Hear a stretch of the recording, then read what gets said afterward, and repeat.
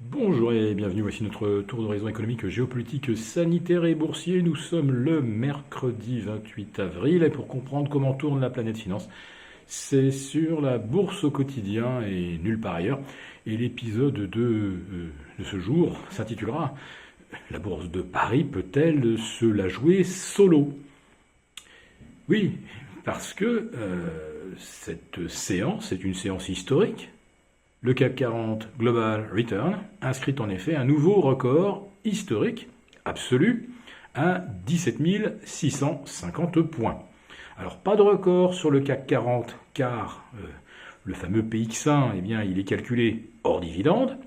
Donc il a un tout petit handicap à combler par rapport à ces niveaux du 21 avril. Néanmoins, à 3 points près, on a retracé le record des 6319 points. C'est de bon augure. La résistance est en effet soulevée, mais il y a quand même deux gros bémols. Le premier, c'est d'abord les volumes. Ils sont littéralement indigents. Ce flash a été enregistré à 15h05, c'est-à-dire quelques minutes seulement après qu'on ait franchi, tenez-vous bien, la barre du milliard d'euros échangés. 1 milliard d'euros au bout de 6 heures de cotation pour une journée de record historique absolu. C'est absolument surréaliste. Le deuxième bémol, c'est que si le CAC 40 affiche entre plus 0,6, plus 0,7, l'Eurostoxx, lui, ne veut rien savoir et reste bloqué actuellement à plus 0,15, en dessous des 4020 points. Et puis à Wall Street, le S&P, là, virtuellement, est également sur un nouveau record absolu. Mais de combien améliore-t-il son précédent record de la période du 20-21 avril dernier?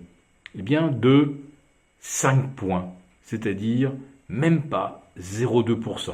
Le Nasdaq, qui repasse au-delà des 14 100, eh bien lui aussi, à 10 points près. Il est exactement sur les mêmes niveaux qu'au milieu du mois d'avril. Et quasiment les mêmes niveaux d'ailleurs que mi-février. Donc on a l'impression que quelque chose peut se déclencher et Paris a l'air de vouloir partir en éclaireur, se la jouer solo. Sauf que, avec les volumes que je vous décris, avec ce pauvres milliards d'euros échangés, clairement, nous ne sommes pas dans des grandes manœuvres. Voilà. Donc ça règle la question. Le deuxième souci, c'est que les taux commencent à se tendre à nouveau.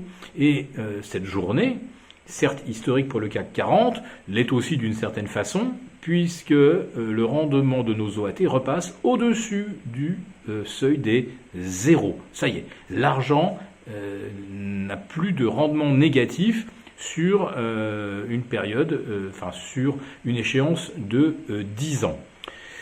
La tension n'est quand même pas spectaculaire, hein. On a, 2 points de base de mieux, mais on a plus 3 points de base sur les T-bonds américains qui refranchissent non seulement les 1,60, mais également les 1,63. Autrement dit, il ne reste plus qu'une petite marge d'une dizaine de points, avant qu'à nouveau on s'interroge, on se pose la question de savoir s'il vaut mieux détenir du T-bond qui offre 1,70, 1,75 que des valeurs du S&P qui globalement n'offrent pas mieux également que 1,70, 1,75% de rendement.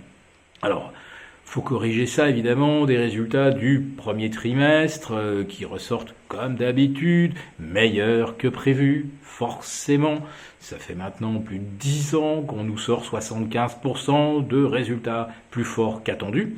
Mais vous prenez par exemple les résultats meilleurs que prévus de Microsoft et vous avez comme un titre qui perd 3%.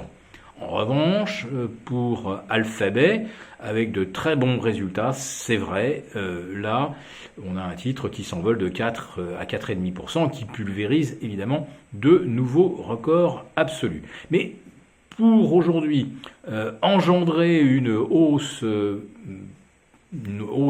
des valeurs du S&P, il faut vraiment que la surprise soit très bonne. Une bonne surprise. ça ne suffit pas. Et puis bien sûr, il y a le discours de Jérôme Powell, enfin sa conférence de presse attendue ce soir. Va-t-il trouver à nouveau des mots qui font rêver Wall Street pour justement s'affranchir de ces résistances des 4200 sur le S&P, des 14 200 sur le Nasdaq, des 34 150 sur le Dow Jones?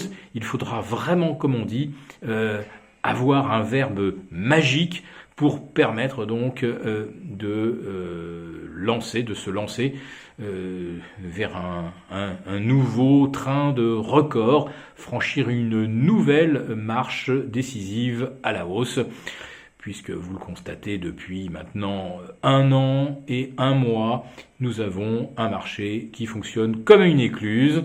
Donc on marche ou on progresse palier par palier. Le temps que se remplissent l'écluse, vous avez des indices qui consolident à l'horizontale avant de repartir à la hausse pour inscrire de nouveaux records. On vous en reparle demain dans notre live. À très bientôt.